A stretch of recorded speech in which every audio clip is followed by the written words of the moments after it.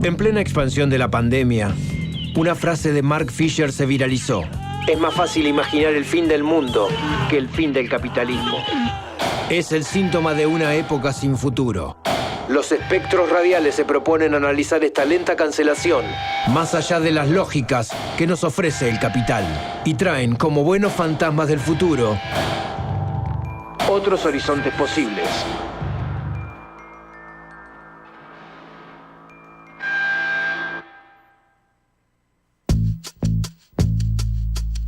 Muy bien, y como cada viernes, nuestra cita con los fantasmas del futuro. Hoy de regreso Nacho Zaffarano. ¿Cómo te va? Buenas tardes, Mono, ¿cómo estás? ¿Todo Muy bien? Estaba pensando, ¿no?, en la presentación, cierto costado poco optimista que puede tener, pero realista al mismo tiempo. Vamos y venimos siempre, ¿no? Entre el optimismo y el pesimismo, sí, intentando conjugar, digamos, al pesimismo de la realidad, intentar darle un optimismo más desde las prácticas, desde las ideas también, para ver cómo lo cambiamos. Claro. Y en este contexto creo que también estamos en un día recontra conmovidos por lo que fue la muerte de Nora. Lamentablemente. Entonces, sí, ahí todas las imágenes pesimistas que tenemos del presente, incluso del futuro, si nos ponemos a revisar la tarea titánica que llevó adelante Nora, nos tienen que servir como energía, como una nafta para poder dar vuelta a la jugada, ¿no? De sin alguna u duda, otra forma. hay que tomar el ejemplo de lo que hizo con su vida Nora Cortiñas, ¿no? Así que que no solo fue coherente con la búsqueda de su hijo, con el trabajo de las madres, sino que después puso el cuerpo a cuanta lucha consideró que era necesario estar, ¿no? Sí, y hoy leía entre un montón de cosas hermosas que se escribieron y que se recuperaron de toda su experiencia militante. La revista Mu habló de un fragmentito que la entrevistaron cuando a los poquitos días que ganó Milei y dijo, bueno, ¿y qué hacemos ahora? Una fiesta, dijo Nora, que había que hacer. Mira. ¿No? Porque la lucha iba a estar inherente, forma parte de su vida, forma parte de todos los que estaban al lado de ella, pero también había que hacer la fiesta porque era una forma de encuentro. Claro. Y lo voy a usar un poco como puntapié para lo que vamos a charlar un poquito hoy, que es a partir de un texto muy interesante de Mark Fisher, que se llama Rayos Solares Barrocos, donde analiza lo que fue en los 90 el ataque a las rave, a las festividades de electrónica en Inglaterra. Mira. Ya hemos hablado varias veces, desde que comenzamos con la columna, de que Fisher fue un tipo que una de las formas que estructuró su pensamiento y para poder analizar la realidad de esa Inglaterra era el concepto de realismo capitalista, ¿no? Sí. Esa construcción de que no había posibilidades de imaginación por fuera de las lógicas del capital.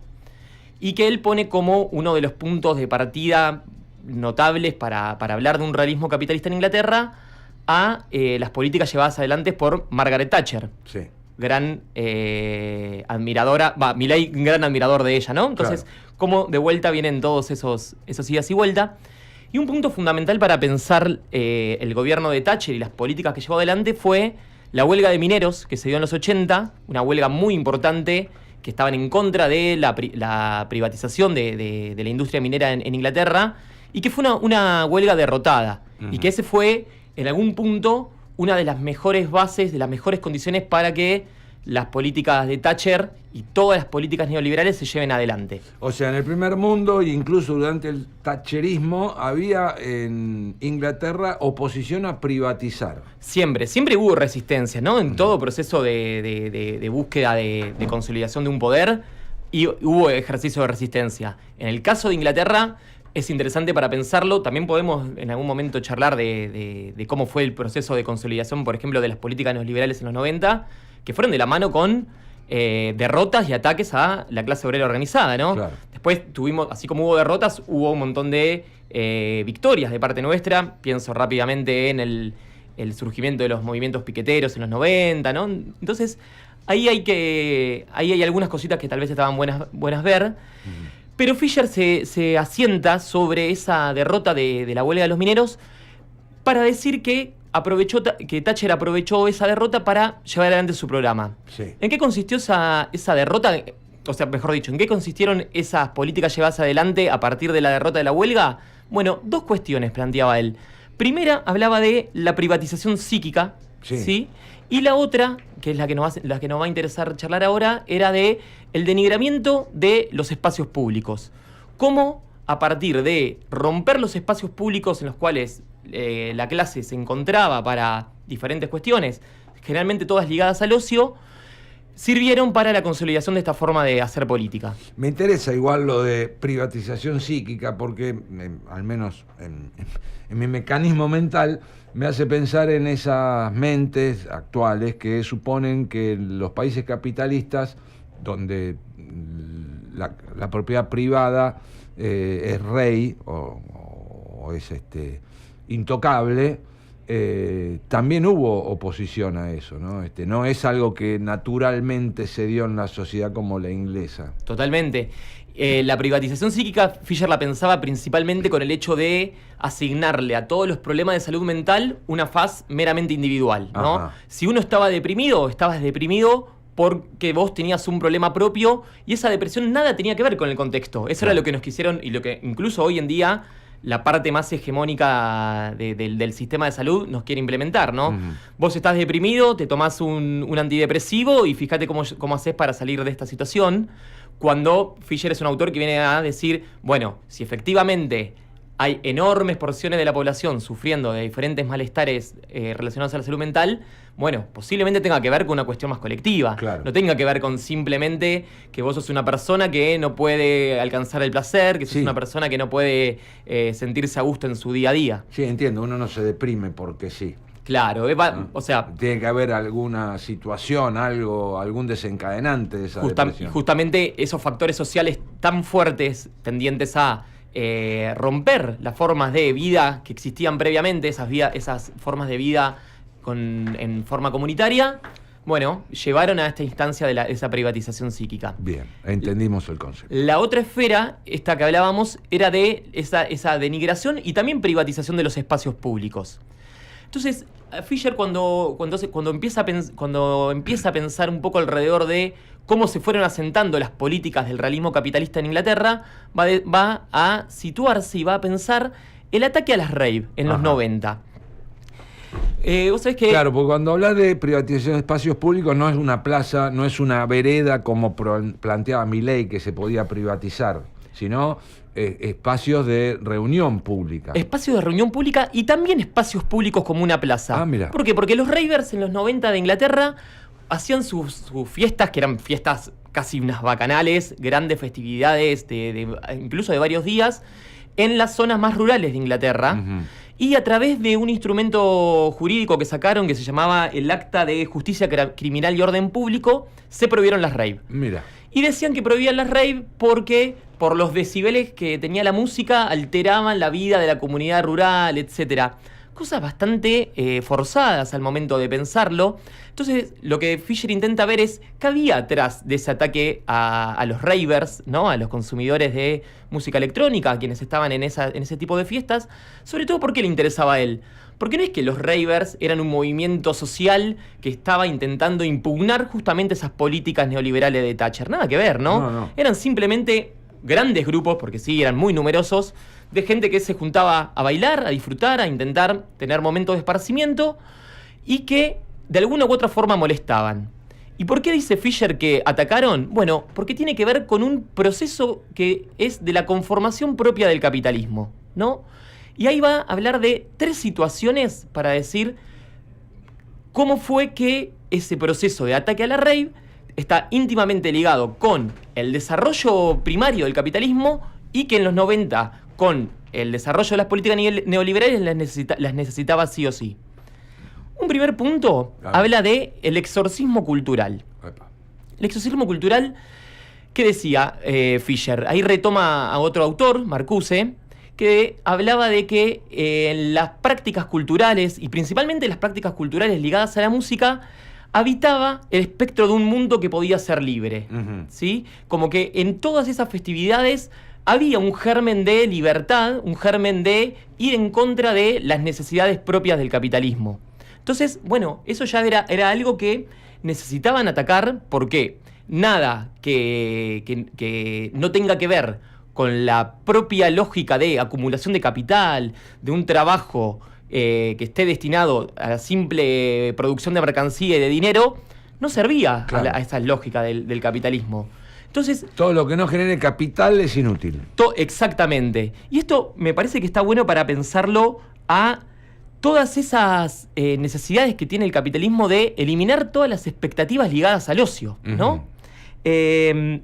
De ahí, entonces, que todos esos festivales que se desarrollaban en las campiñas rurales inglesas alrededor de la música electrónica eran una molestia y por eso había que atacarlo. No simplemente porque los decibeles de la música electrónica, los BPM muy altos. No era por la queja de las vaquitas. Exactamente. Y decía, además, principalmente, que la principal crítica que tenían eran que los ravers no podían aceptar, esto es una frase también que toma Fisher de Marcuse, que no podían aceptar el desmembramiento temporal del placer, su distribución en pequeña dosis, ¿no? Recién hablábamos acá afuera con los compañeros que cómo estamos ansiando desde el martes que llegue el fin de semana, ¿no? Sí. ¿Por qué? Porque el fin de semana es nuestra pequeña dosis de placer. Claro. Y esos festivales largos, extensos, de muchos días, muchas jornadas, lo que justamente intentaban atacar era el hecho de decir, bueno, estamos 5 o 6 días laburando a pleno, 14 horas, laburando en el trabajo propio, laburando en nuestra casa para el mantenimiento de la familia, del hogar, y esperamos desesperado que llegue el fin de semana para poder tener ese ratito de cortar con todo, de dedicarse a la lectura, a escuchar un disco o a salir a una fiesta. Ahora es curioso, ¿no? Porque acá estamos en los años 80, cuando Thatcher ataca estas reuniones de las raves, que eran multitudinarias. Lo curioso es que en lugar de atacarlas, con el tiempo el sistema se dio cuenta que era mejor absorberlas, ¿no? Bueno, eso es un punto recontra interesante. No sé si lo vamos a poder tocar hoy, pero creo que está buenísimo, ¿no? Que no es la primera vez que el capitalismo, cuando ve que no lo puede confrontar de forma de eliminarlo, lo que intenta hacerlo es absorberlo, incorporarlo para sí y devolverlo como un producto domesticado. De ¿no? ahí digo, como ejemplo actual, los grandes festivales, ¿no? Totalmente. De hecho, por ejemplo, Lollapalooza, hoy en día tal vez el producto de la industria cultural más exitoso y que mayores ganancias debe generar, tuvo también una pequeña intenciones en su momento de ser una suerte de producción contracultural, etcétera, hasta que el propio capital se dio cuenta que esto genera ganancias, acá hay mucha gente, agarrémoslo y explotémoslo nosotros. Así es. Bueno, entonces, primer punto que tomaba el exorcismo cultural. Sí.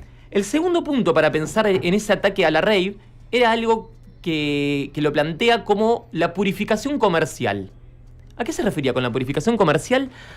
A que decía que en la rave había una lógica muy parecida en algún punto en ese desarrollo, porque efectivamente eran festividades que generaban un flujo de dinero importantísimo, porque un montón de gente en un lugar que pagaban un ticket, que pagaban para consumir diferentes bienes, etc.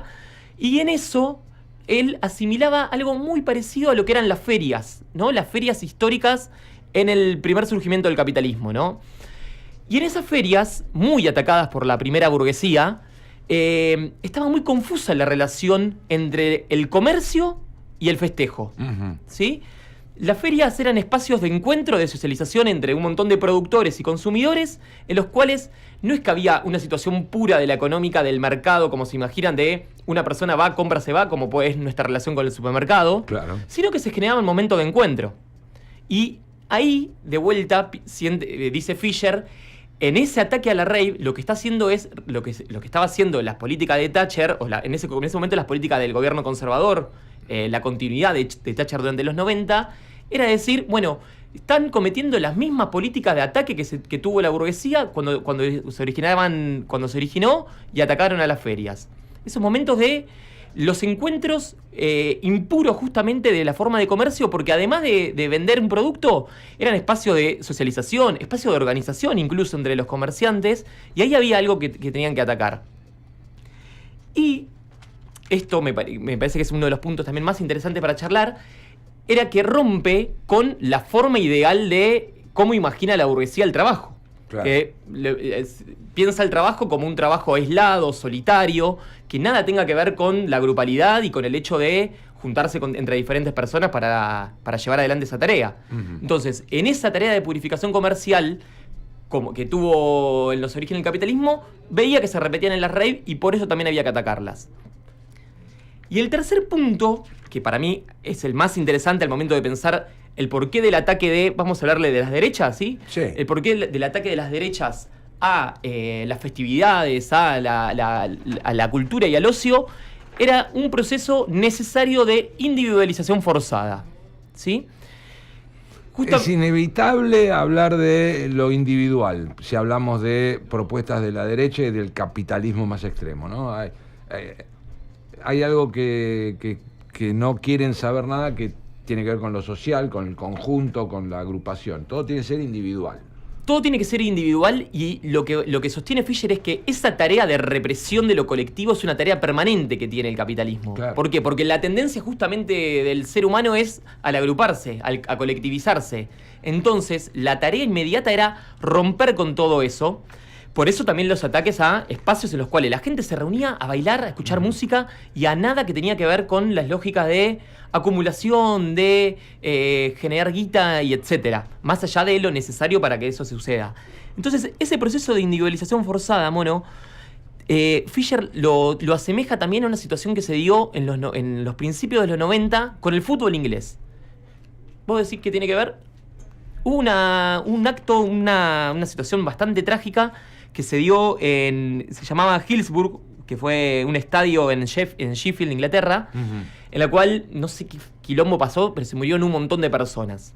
En ese quilombo fue una suerte de sobreventa de entradas, problemas con los hooligans, etc. Fue una tragedia, fallecieron un montón de personas, pero fue el puntapié para que se genere la privatización del fútbol, no solo como producto, digamos, en la venta de los derechos comerciales, por ejemplo, sino también para romper lo que era la tribuna. A partir de ese momento, luego de esa tragedia, dejó de existir la popular. No existieron más las populares. Y pasó a ser, miren, la típica, hoy en día, Sí. pones ESPN, ves un partido de la Todos Premier League, sentaditos con el vasito de cerveza. en su asiento, Ujú. y a partir de eso, justamente lo que plantea es, bueno, le generó esa ruptura de lo colectivo, esa ruptura del ritual de la tribuna, de la popular, de un montón de gente saltando, cantando junta, a llevarlo a una práctica individual, ¿no? Y dice que eso mismo, ese proceso de individualización forzada, fue trasladado y fue necesario para la ruptura y para ir en contra de la rave. ¿Sabes qué me hacía acordar a esto? Cómo muchas veces también se aprovechan de los gobiernos de turno, y generalmente los gobiernos que intentan tener ataques sistemáticos contra la cultura popular, de situaciones trágicas para después llevar adelante su programa. Claro. Se me vino a la cabeza Cromañón, ¿no? Sí, sí. Se me vino a la cabeza Cromañón. Vos te acordarás mejor que yo, pero después de que sucedió la tragedia de Cromañón, lo que se vino fue una oleada enorme de clausura de espacios que, con la excusa de que eran espacios que no eran riesgosos, no claro, estaban en las espacios condiciones de seguridad. que no eran confortables, con espacios que no podían asegurar justamente la seguridad de los asistentes, lo que hizo fue hacer pelota un montón de los espacios culturales más chicos, y solamente sobrevivieron aquellos espacios que posiblemente estaban o ligados a grandes grupos empresarios o ligados también incluso a los gobernantes de turno. Entonces, ¿cómo se da esa situación entre lo que fue la privatización del fútbol en Inglaterra con la privatización de los espacios culturales?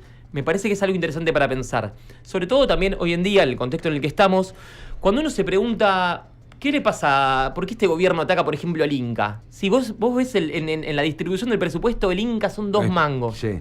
Bueno, hay que hacerse la pregunta un poco más profunda. Digo el Inca porque tal vez es el caso más paradigmático, pero también podemos pensar... No, está el Instituto Nacional del Teatro, hay un ataque a todo lo que es un movimiento cultural asociado. La Radio y Televisión Argentina, Paca Paca, Canal Encuentro, digo, hay un montón de sectores que no mueven el amperímetro en la cuestión macroeconómica, pero que llevan un germen adentro de ir en contra de producción que simplemente genere dinero. Entonces, ahí hay algo para pensar con respecto a ese ataque, ¿no? Que tiene que ver con esa necesidad del capital de romper todos esos espacios colectivos que quieran llevar adelante formas culturales que sirvan para agrupar, que sirvan para que la gente pueda estar de otra forma relacionándose, que no sea por el simple hecho de generar guita, trabajar y que seamos simplemente máquinas generadoras de dinero y consumidoras de bienes, ¿no? Así es. Todo esto de la lectura de un texto de Mark Fisher que se llama Rayos Solares Barrocos. Se llama Rayos Solares Barrocos porque decía que a partir de en las pinturas, en los rayos de sol podían verse mundos nuevos. Entonces, de ahí viene un poquito ese nombre. Nacho, muchísimas gracias, como siempre. Bueno, muchas gracias a vos. Hasta el próximo viernes con los fantasmas del futuro.